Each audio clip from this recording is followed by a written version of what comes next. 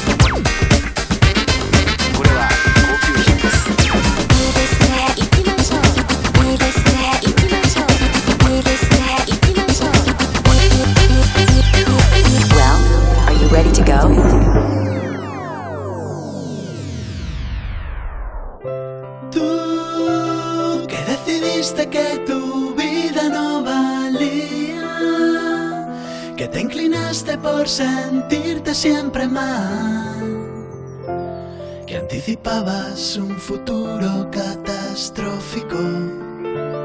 Hoy pronosticas la revolución sexual. Tú, que decidiste que tu amor ya no servía, que preferiste maquillar tu identidad.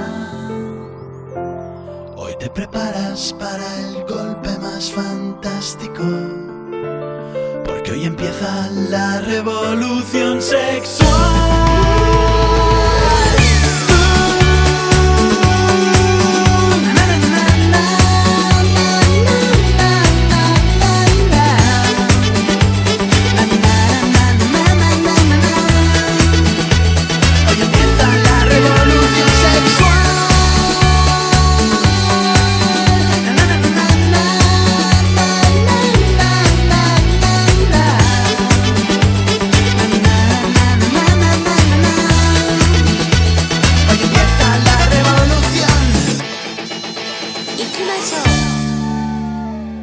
Espérate que me la saco. Pero come, primero come, antes de nada.